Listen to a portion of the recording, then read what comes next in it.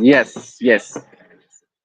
So, good evening, India, and good morning from New Zealand. As Michael will say, that obviously the time in New Zealand is obviously 6 a.m. in the morning, but in India is obviously it's evening right now, 10:25, and obviously you got the news that India obviously has won the Champions Trophy by 4 wickets, and you have seen all the matches, and we will analyze what happened in this match, what went wrong for the New Zealand with our favorite guest, Michael Wagner.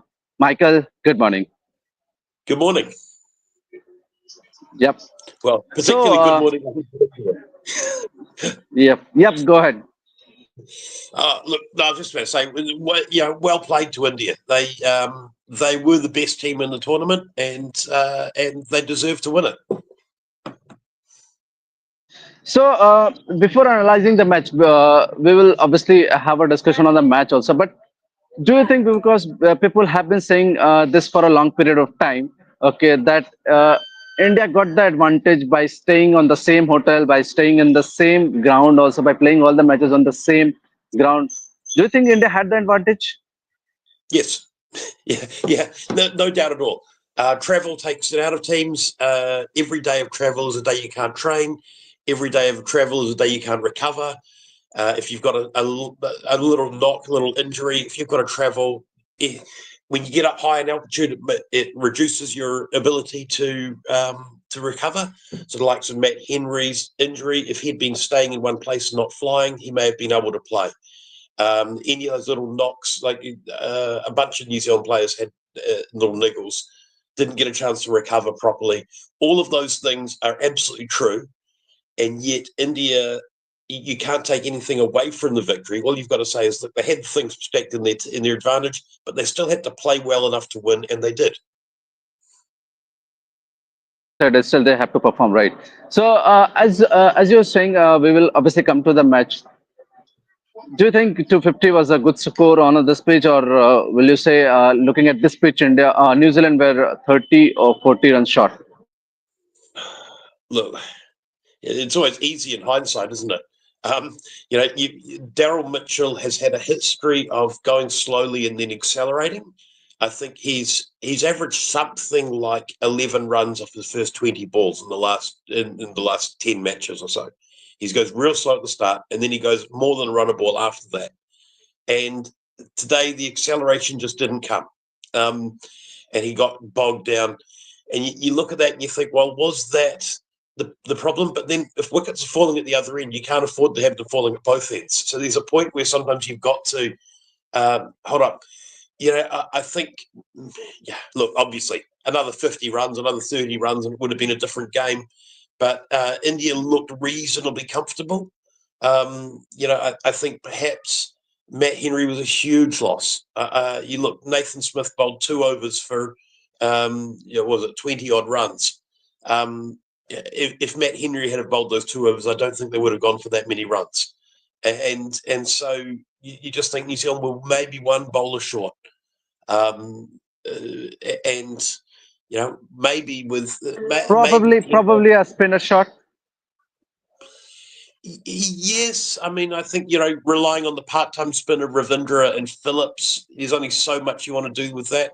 But at the same time, if they had had Matt Henry, you would have been able to look at getting 6 overs out of those two, and that would have been enough. I just think that Nathan Smith, particularly if he's not given the new ball, Nathan Smith's a very, very good new ball bowler, but he's not so good with the old ball.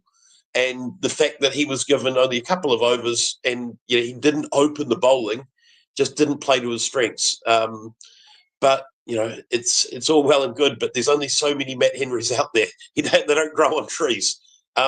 Yes, in hindsight, maybe a Sodhi or a Rippon might have been nice to have, but you got to pick for the whole. And that's one of the advantages that India had, is they could pick a team just for UAE, whereas we had to pick a team for the whole tournament for Pakistan as well.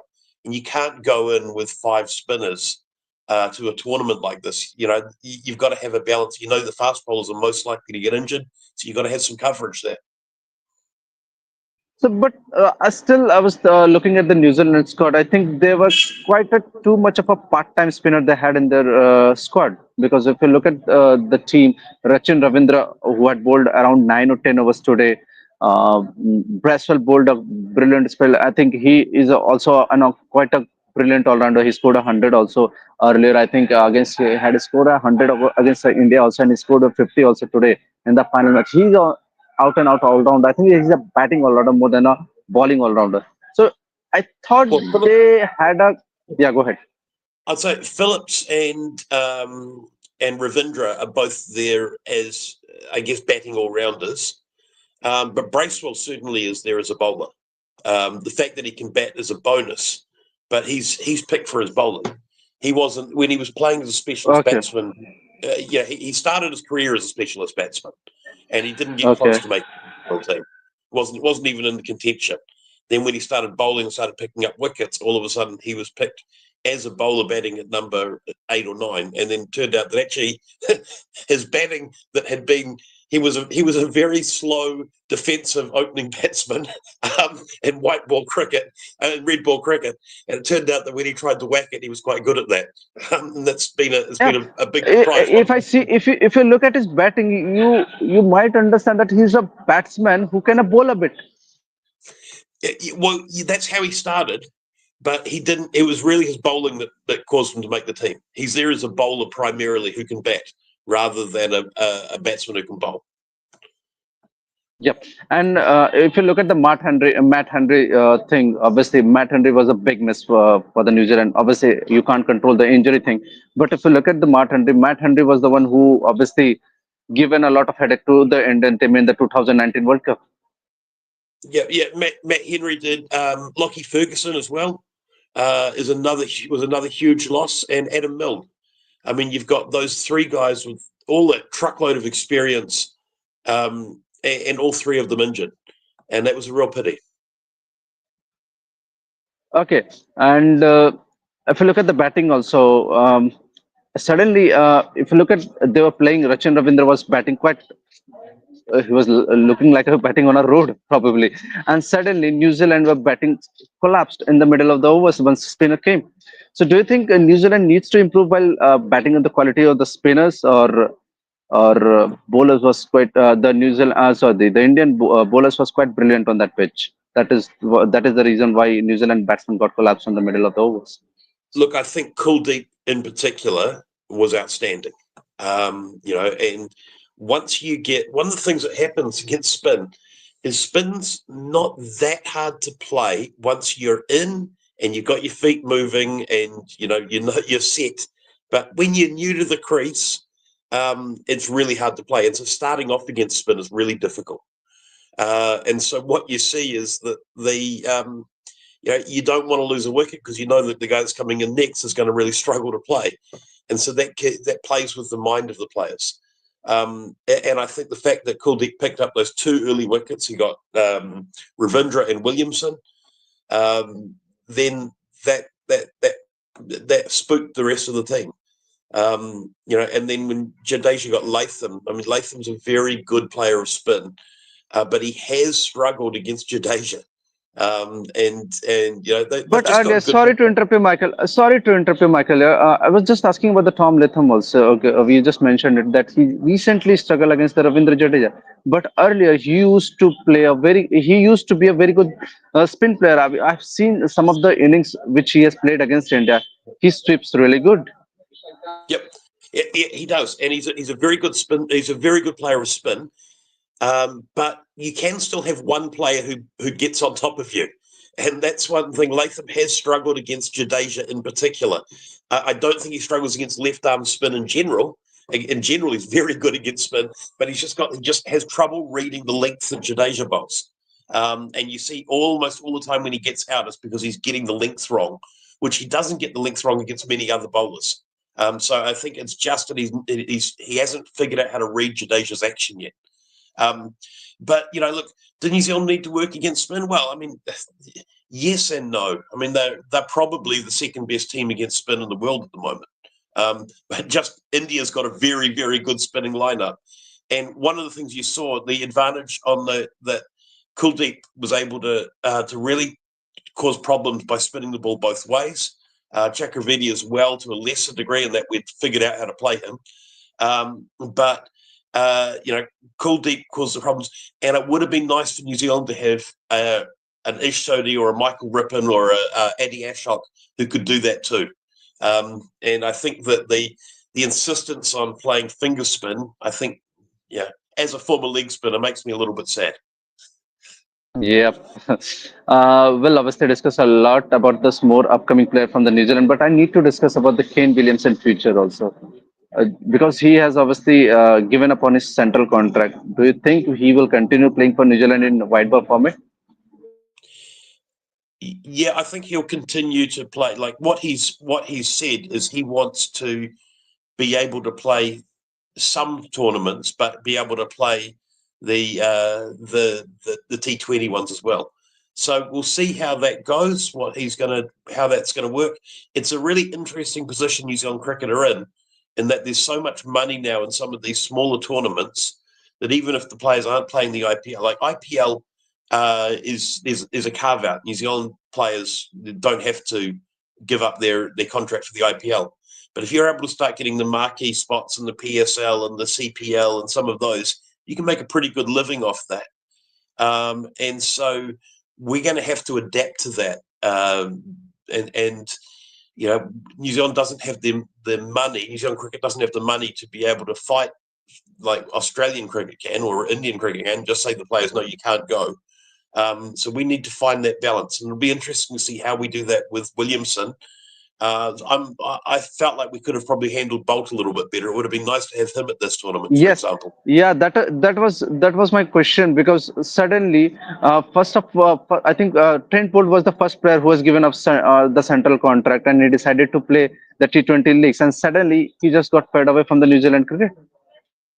Yeah, and it was a pity. We've got he wasn't the first player. I mean, we had Colin de Gronholm did it, and Colin Munro did it, and there's a couple others who kept. He said, "Look, we're still available, but you've got to, but we're not going to take your contract."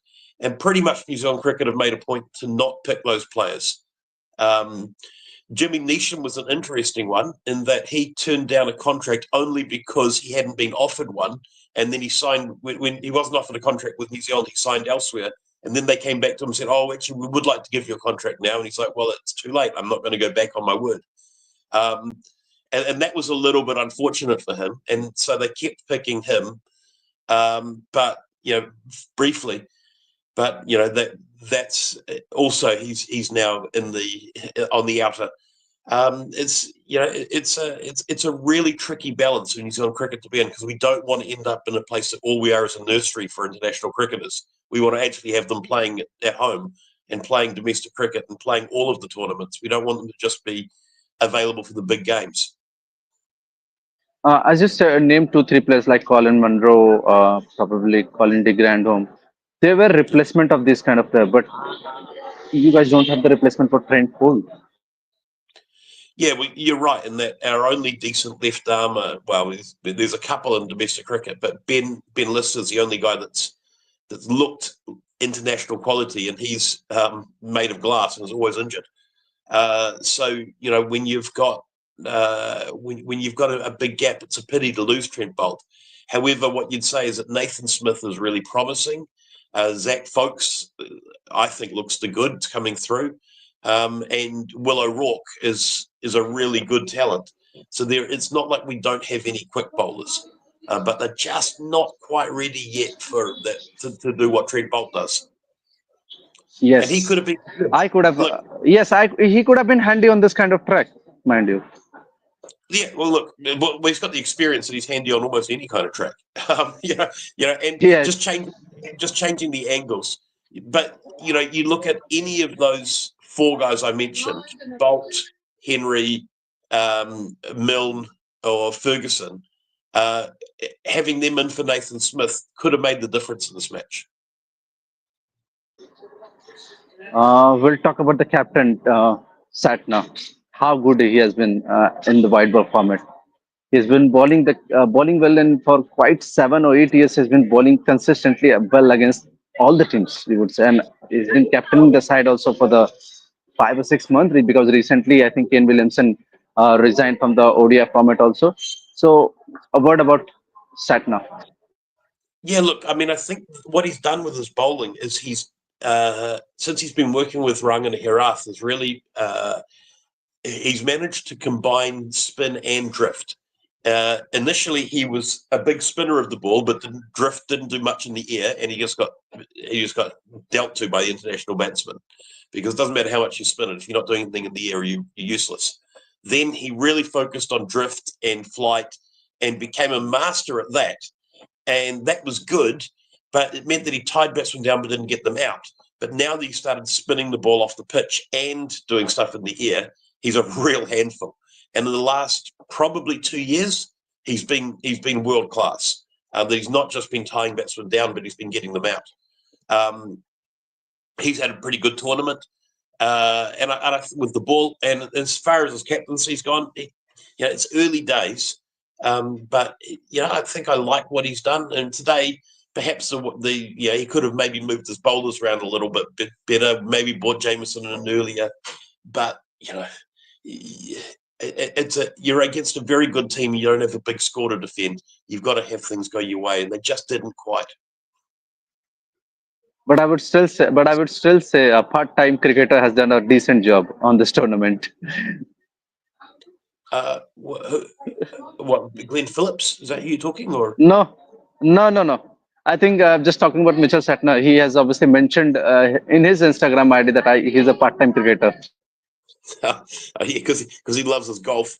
Um, yeah, no, I mean, I think he says that, but he's pretty committed to the game actually. Yep. So, want to discuss about this Rachin Ravindra thing. I think he is batting opening in this World Cup because Devin Conway hasn't done too much in this World Cup. So, where you see him in the future? Will he will be continue batting in the top of the order, or will he move to the number three, or on the middle order? Well, he looks pretty good at all spots, really, doesn't he? I mean, he was outstanding at number 4, where he hit one of his hundreds. He's outstanding at the top. Um, I think probably you want to get him in while the field's up, but you don't want to expose him to the new ball too much. So maybe having him at number 3 once, uh, maybe once Williamson retires, maybe 3's his natural spot. But yeah, I mean, he looks good at opening. He looks good at 4. He's probably going to look good at 3. He's a wonderful talent. And he had a very good tournament in ICC tournament always. Well, yeah, small sample size, but he's looked pretty good so far. The two that he's played. Yep, the 2023 and the 2025 Championship. Let's move forward to the alien guy which you have in the team. Talking about Glenn Phillips. Tell him, I was reading the comment somewhere like I know Simon Dool has said on the commentary he does 800 push-ups in a day. Yeah, No wonder yeah. he's feeling no wonder he's feeling like an alien man.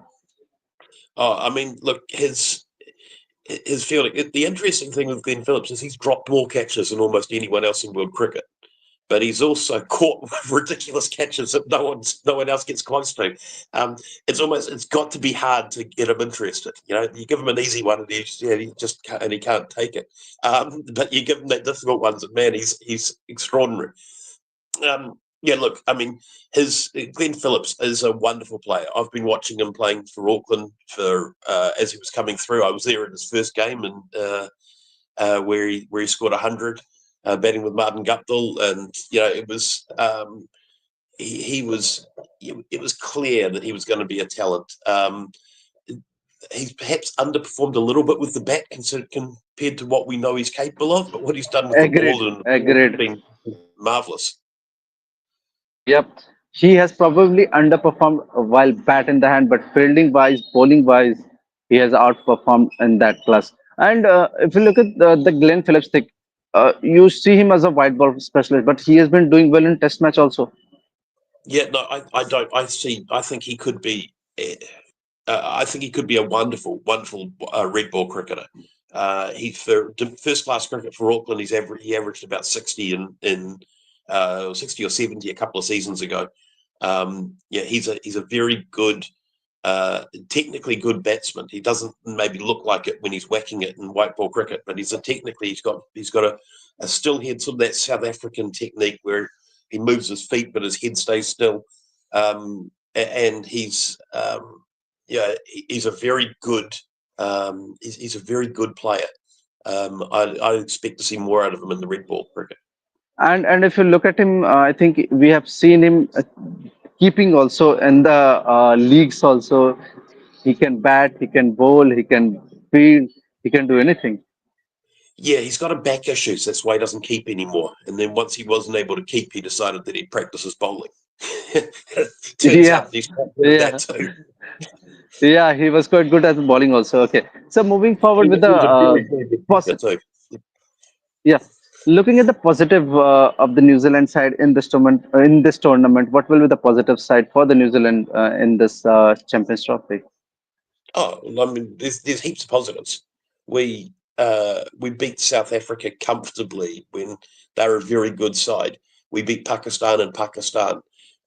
We put away Bangladesh, who we've had some dramas with in the past. Um, Yes, this New yes, Zealand side is a good side, and it's also, Kyle Jamieson coming back. That was pretty exciting. Will O'Rourke hasn't shown much in this tournament, but you can still watch him, and this guy is the real deal. We've mm, got yeah. Ravindra, obviously. Phillips Santner is become a world class bowler. This has been a very good tournament for New Zealand, and it's not all the guys that are in their late 30s that are performing too. It's the whole team. You look at that South African game. There were 8 guys that were really contenders for man of the match.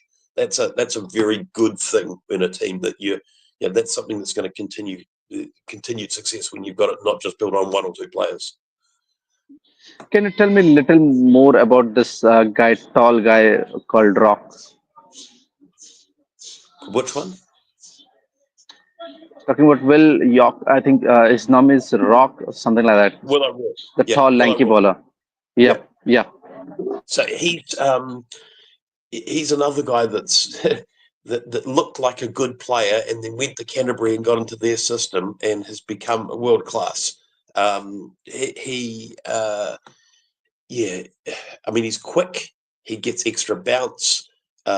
He moves the ball off the seam and in the air.